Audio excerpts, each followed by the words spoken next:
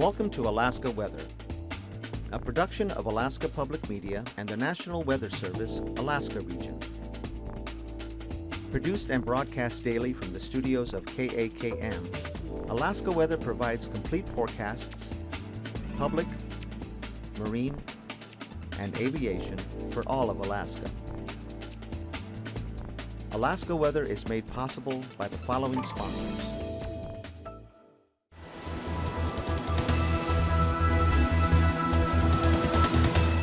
The National Weather Service.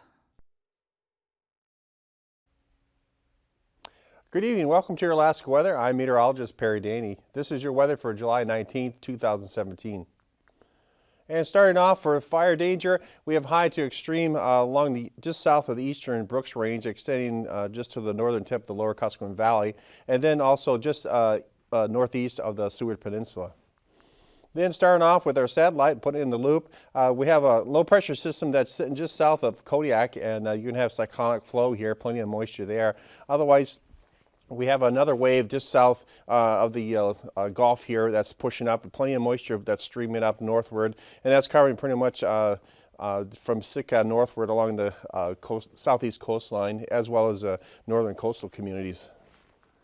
And then put it in the loop, we have a low pressure system that's sitting over the Bethel region. Again, that's cyclonic flow with that. On the backside, plenty of moisture that's streaming down through the Bering, all the way down into the eastern Bering as well as past St. Paul. So plenty of stratus and some fog with that.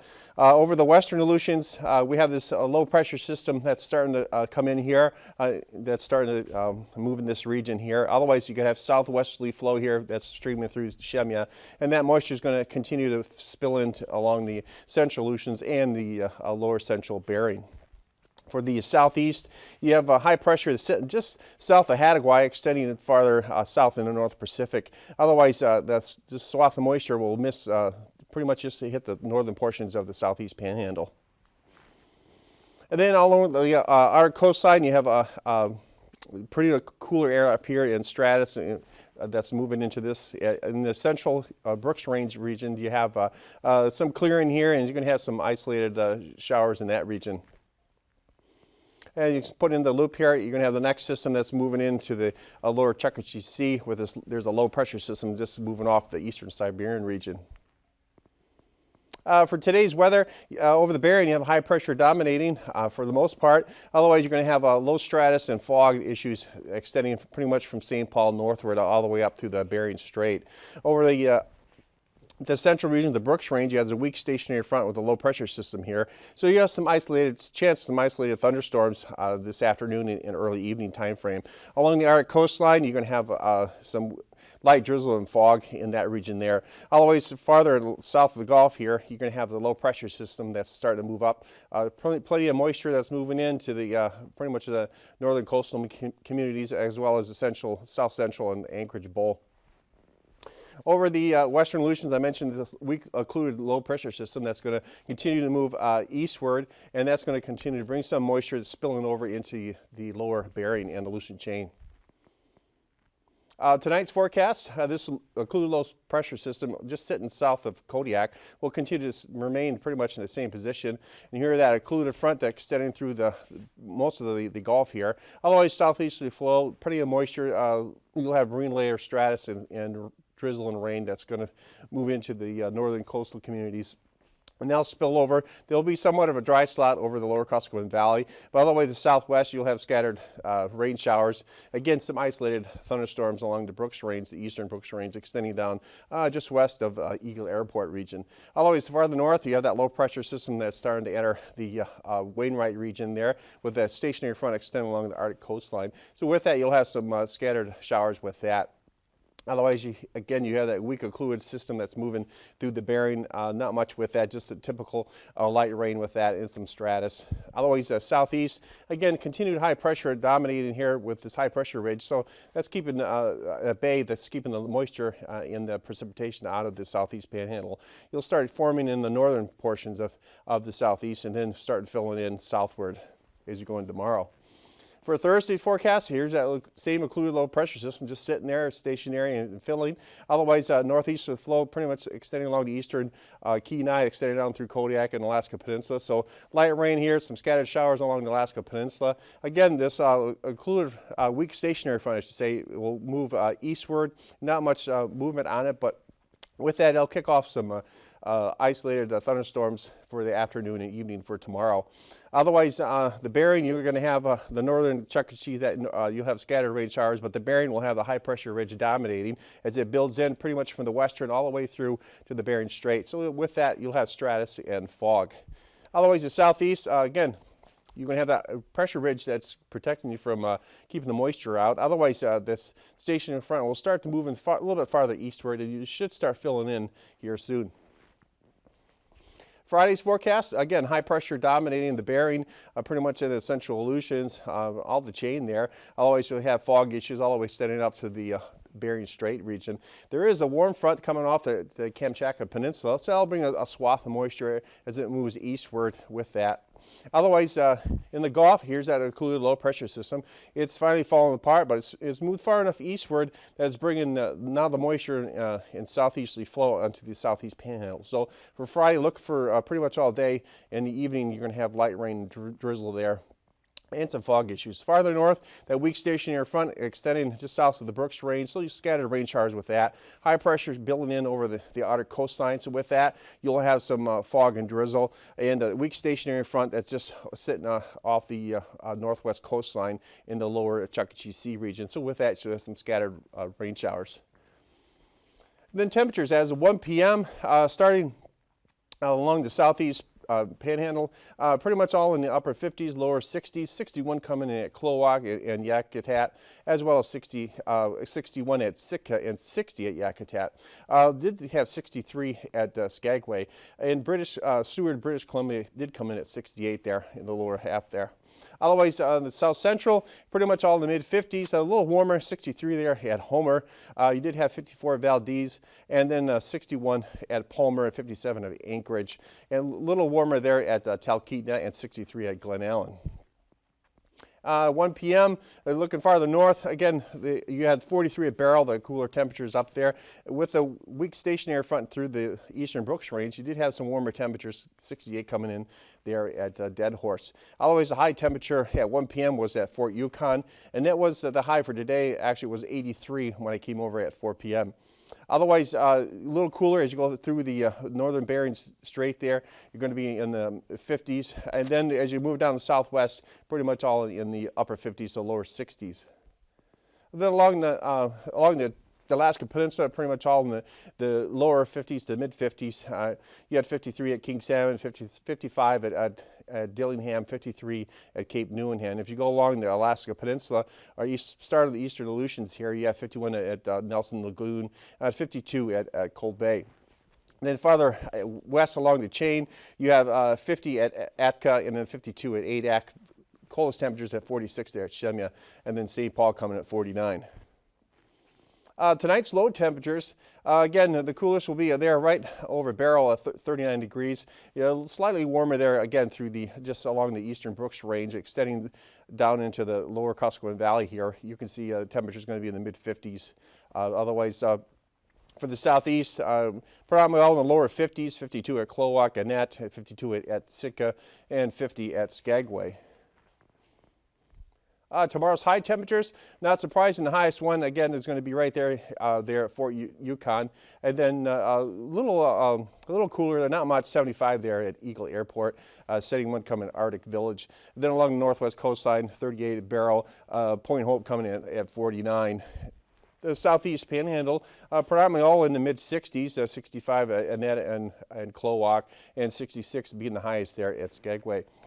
And then the south central, your temperatures are going to pretty much be all in the mid-60s, 69 coming there at Talkeetna.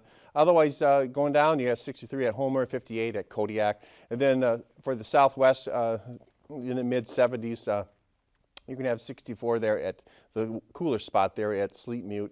Otherwise, 74 at Aniak and 73 at Bethel. Then along the chain, pretty much all on the mid to upper 50s. You do have a little slightly higher there at 62 at Nelson Lagoon. Otherwise, pretty much all 50s, lower 50s, 52 at there, Shemya, and 50 at St. Paul. Tomorrow's flying weather in the morning, not surprising with this high pressure dominating the bearing and the chain, you're going to have IFR to marginal VFR conditions extending all the way up through the Bering Strait and the lower Chukchi Sea. For the southeast, again, the high pressure keeping things at bay here, but you're going to have marginal VFR conditions through most of the Gulf, except for the eastern Kenai down to the northern tip of Kodiak. You'll have IFR, again, with this occluded system that's extending down this front in that region. And then for the afternoon, pretty much the same thing. You're going to have IFR and marginal VFR conditions expanding as you get this occluded low pressure system that's moving eastward. And then with the high pressure building, that's why you got all this low conditions here. You do have some IFR to marginal VFR over the Beaufort Sea. Otherwise, again, in the afternoon, don't forget the isolated thunderstorms along the eastern Brooks Range extending southward and just west of the Eagle Airport. Again, the marginal IFR conditions pretty much the same as it was in the morning. The lower conditions extending from the northern Kodiak, extending along the eastern Kenai. Then tomorrow passes conditions. AKwx, VFR to marginal VFR with isolated thunderstorms in the afternoon. Tegan, VFR to marginal VFR with isolated thunderstorms in the afternoon. Lake Clark and Merrill, VFR conditions, rainy VFR conditions. And then windy VFR conditions. Isabel, VFR conditions. Then Metasta, VFR conditions. Dehne, VFR conditions. Portage, marginal VFR conditions. Chillicook and White, VFR conditions.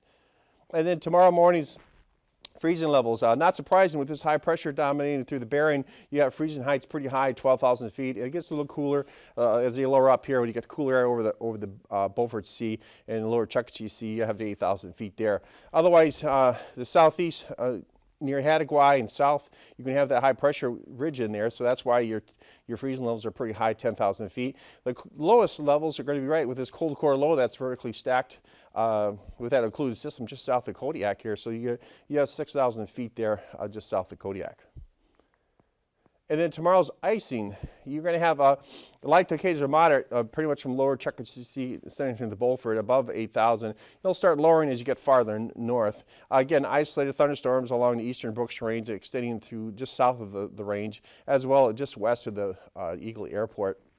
And then pretty much for the south central, for Prince William Sound, extending down into the eastern side of the Gulf, that'll be your worst icing for light to occasional widespread moderate in this swath of moisture here ahead of this occluded occluded system that's ahead of that. Anyway, along the Alaska Peninsula and the southwest, pretty much all above 8,000 in this region, light to occasional moderate, and a little bit lower, again, with the cooler temperatures near Kodiak, above 6,000. And then along the central Aleutians, you're going to have above 10,000, light to occasional moderate. Tomorrow's jet stream, here's your subtropical jet. It's predominantly all westerly, a little northwesterly here. Then it gets south of the chain, all 90 knots. It gets a little stronger, still pretty much all westerly. Then it stays zonal, all 80 knots, and transitions to lower 48, southwesterly at 80 knots. You do have a polar jet that's farther north. You got 100 knots streaming northwest coming off the eastern Siberian through the lower Chukchi Sea, and then transitions to southwesterly 80 knots, again going into the eastern Beaufort Sea. Tomorrow's 9,000 foot winds. You got a cyclonic flow around this low pressure system sitting off the central Aleutians there, pretty weak at 15 to 20 knots. Otherwise, farther north, you can have zonal flow westerly 20 to 25 knots, and it stays that way pretty much all through the central to northern Alaska region as it moves on off eastward. And you do have the weak low pressure system that's sitting over the Beaufort Sea, and that's westerly at 20 knots. And here's that vertically stacked occluded system just south of Kodiak. Your winds out ahead of that are subtly 15 to 25 knots. Strongest winds are along the Alaska Peninsula, 35 knots, 25 knots just south of Kodiak. Otherwise, high pressure dominating the southeast panhandle. You have southerly at 20, and then it transitions to westerly at 10. And then tomorrow's 3,000 foot winds. Again, weak cyclonic flow with that low that's sitting over the central Aleutians, and zonal flow northward along the Kamchatka Peninsula, extending all the way over to the Seward Peninsula, 15 to 20 knots, and then southwesterly, 15 to 20 as it moves on off into eastern Beaufort. Then here's that, again, that weak low, vertically stacked low pressure system south of Kodiak, so 15 knots out ahead of it through the Gulf, and then transitions to southerly 15 to westerly 20 as you go farther north with this high pressure system that's sitting farther east over the Yukon Territory. And then tomorrow's turbulence. You're going to have light to occasional moderate over the Alaska Peninsula, pretty much just east of Cape Sarashef, extending over to Port Moller. And then you're going to have below 6,000 light to occasional moderate extending through a portion of basically the Barren Islands eastward through most of the Gulf as it's things south of Hattagwai. And then also you have isolated thunderstorms, again, over the eastern Brooks Range and south of that range, and also just west of Arctic Village, Eagle Airport, that is. Sorry about that. And we'll be back with your Marines after this.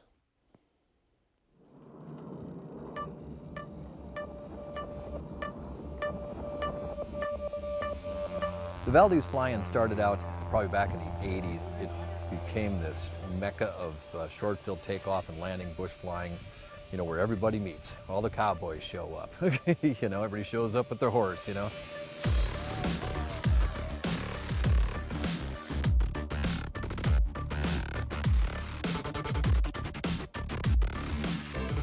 Okay, welcome everyone. We'll start the safety briefing for the SOL competition. If you have not done it somewhere else, do not do it here first. This is not the time to try the new technique. This competition prepares pilots for landing off airport. Whenever you're looking for a place to land, you have to be absolutely certain about that spot. You have to be able to touch down at that spot or a little bit later and never before it. So being able to get down exactly where you want and stop as quickly as you can, one is really fun in competition, but two is excellent training for flying supercars. There's a lot to it that separates some of these guys from just your normal flying around the United States types of pilot. I guess that's why they come and seek me out a little bit.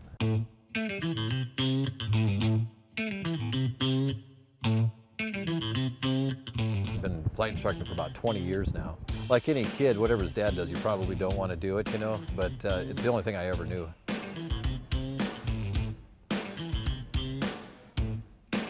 When you're hanging around a bunch of pilots, we have a lot of pride, you know, when we talk about, well, I've been flying this airplane for the last 5,000 hours, you know, and I've been in this airplane for 2,000 hours, and, you know, I learned to fly when I was 16. I've been flying since I was about 2 weeks old. I've been flying since the headset would fit over my little baby head. I started flying with my father when I was 8 years old. So I asked my dad one day, I'm like, hey, when was the first time I was in an airplane? And my dad looks at me and he says, son, you were conceived in an airplane.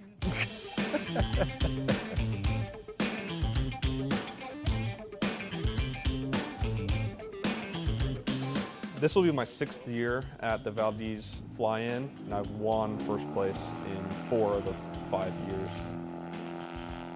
We have the T3 tail wheel suspension. You can find that at supercubsnorth.com. In the front here we have the leading edge slats. They help the air stay attached to the wing and help it fly at a high angle of attack. We have a 240 horsepower motor. It cruises around 85 miles an hour, but it climbs out at, better than anything I've ever flown in. Most of the guys that I compete with at Valdez at the STOL competition are seasoned bush pilots that have been around the block for a long, long time. They've seen way more than I'll ever see in my life. So they all give me a hard time about having won in the past. And I just hope that I don't run out of luck here. Because these guys, they are certainly really good, and I don't doubt that they'll come back and get me one day. All right, you need to do it at 194 feet. You landed. 55 feet 8 inches. Let's give them a wave. I've been flying in Valdez at the competition for about the last 10 years, and it's been great fun, but nothing has ever come close to the amount of pride and fun that I had today getting to compete with my daughter in this event. I've been coming here with my dad since I was probably an infant, and this year he finally convinced me to compete too. Laura J. Erb. Her first landing distance was 209 feet, so we'll see if she can beat her first landing distance. And yes, that will qualify. All right, Wes, proud dad. Now, let's see, her second landing was 162. Your best landing was, if I remember right, 152? That's close, but I have to check the numbers. I think she might have beat me this year.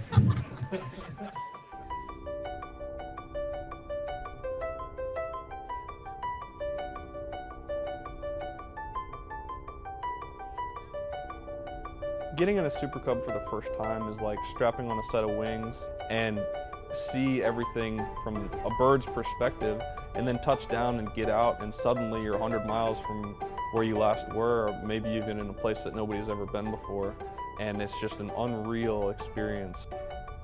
Flying up in Alaska is a lot different than flying the lower 48 because the weather changes so rapidly, the terrain is much more varied. Having the opportunity to be a pilot in Alaska has really defined who I am as a pilot and who I am as a person.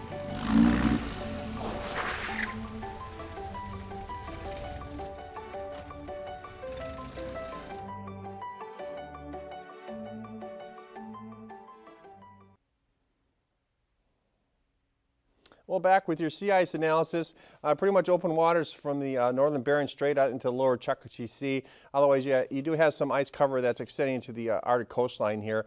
And then the bulk of the ice cover is farther north there, or central Beaufort Sea. This will start to move somewhat southward and then eastward, but pretty much going to be in about the same position for the next couple of days. Thursday's marine forecast for southeast. The inside waters pretty much southerly to southeasterly, anywhere from 10 to 20 knots. Wave heights 2 to 3 to 4 feet. This outside waters pretty much all southeasterly and easterly 15 knots as you get up to Yakutat. And then they are small craft in the lower portions here. And then for Friday, pretty much the same wind conditions, all southerly, 10 to 15, 20 knots, a little stronger as you get the Lynn Canal. Otherwise, the outside waters, predominantly all southeasterly, again, small craft and easterly 25 to 15 as you get towards Yakutat. And the wave heights are going to be anywhere from 7 to 10 feet. And then Thursday marine forecast for South Central, predominantly all northeasterly through the Cook Inlet, extending all the way down into the Shelikof Strait, as well as you're going to have easterly flow small craft winds predominantly all over the eastern Kenai, extending down into the Barren Islands, and northeasterly as you get down to Kodiak on the east side of the island there. Friday for South Central, going to have variable 10 knots through Prince William Sound, as well as through the Barren Islands, then southerly going up through the Cook and southern and northern Cook Inlet. Otherwise, on the outside waters here, you can have easterly to northeasterly along the eastern Kenai, as well as northeasterly 25 knots extending down towards the east side of Kodiak Island, and northeast flow 20 knots through Shelikof Strait. And then Thursday, marine forecast for Alaska Peninsula. On the Bering side, northerly winds 20 knots, and then on the Pacific side, northwesterly 25, but except northeast, extending through the Shelikof Island region there, just south of Kodiak. And then Friday, Marines forecast, predominantly all 15 knots, again, northwest to northerly on the Bering side. And then on the Pacific side, small craft northeasterly coming off the Kodiak Island region through the Shelikof Island, and then northerly extending there towards the Shumigan Islands. And then for Thursday marine forecast for the Aleutians, you're going to have predominantly all northeasterly, and then it switches to northwesterly there near Shemya. It's extended towards Adak. And then Friday, Marines forecast, predominantly all pretty much weak winds, 15 knots, less than small craft, northerly flow, then shifting northeasterly as you get towards Adak and Atka. And then it shifts to southerly there near Shemya. And then Thursday, marine forecast for the west coast, you're going to have westerly winds 15 knots over the St. Lawrence Island, and then St. Matthew Island, westerly 10 knots to 15, that is. And then northerly going through the Nunavik Island region, as well as the Kuskokwim Bay region as well. And then northerly through just west of the St. Paul Island region. Friday Marines forecast are predominantly all westerly, 15 to 20 knots to the west coast, most of the northern Bering. You do have northwest flow extending through the Kuskokwim Bay region. Otherwise, northerly just through the St. Paul region. And then Arctic coastline, you're going to have pretty much all northwesterly from Barrow eastward over to Kaktovik, and then otherwise northeasterly extending to the northwest coastline, and northwesterly 15 going through the Bering Strait. And then Friday, you're going to have predominantly all westerly, a little stronger as you get farther north near Wainwright, westerly 25 knots, small craft. Otherwise, the rest of the Arctic coastline from Barrow eastward is going to be northwesterly 15 to 20 knots. And then recap of tonight's forecast. You get this weak occluded system here. It's just sitting over Kodiak region just south with this extending occluded front extending down through the most of the Gulf. Southeasterly flows, swath of moisture moving up into the northern coastal communities as well as the Anchorage Bowl. A little bit of a dry slot through the lower Kuskokwim Valley there. Otherwise, southwest, you're going to have scattered snow. Not snow showers, but rain showers through that region there. Farther north along the Brooks Range, you're going to have eastern Brooks Range, and south, you're going to have isolated thunderstorms as you get a weak stationary front draped along the Arctic coastline. Otherwise, you can have this ridge, a high pressure ridge extending from the lower Chukchi Sea, extending all the way into the northern Bering. So you'll have some fog issues with that there. Otherwise, the southeast, you're going to have a high pressure ridge extending up through the southeast panhandle. That'll keep you at bay from any of the precipitation coming in. Otherwise, in the western Aleutians, you're going to have this weak occluded system that starts to move eastward. With that, you'll bring some marine layer stratus and light rain through the western and central Aleutians. And then for Thursday forecast, the stationary front drapes through the Brooks Range. You're going to have some isolated thunderstorms associated with that. But farther north along the Arctic coastline, scattered rain showers. Otherwise, this high pressure ridge starts building in farther north into the Bering Strait. Again, with that, you're going to have fog issues predominantly all the way through the western Bering and the western Aleutians. Otherwise, you have the trailing remnants of this occluded system that has moved south into the North Pacific. So you'll have some central Aleutians, some scattered rain showers with that. Otherwise, there's a low pressure system sitting just south of Kodiak, just remaining there. So with that onshore flow, continue along the eastern Kenai, Kodiak region, and the portions of the Alaska Peninsula. And the southeast will remain clear. Then Friday's forecast, those low pressure systems sitting along just south of the Brooks Range, scattered showers with that, and then over the Gulf, pretty much scattered showers with that, and then some rain mixing in. We'll be back tomorrow. These forecasts are to be used for planning purposes only. Call 1-800-WX-BRIEF for a formal pre-flight briefing. Always file a flight plan before you go flying. The U.S. Coast Guard Auxiliary urges you to leave a float plan with a friend or the harbor master before you go boating. Alaska Weather is made possible by the following sponsors.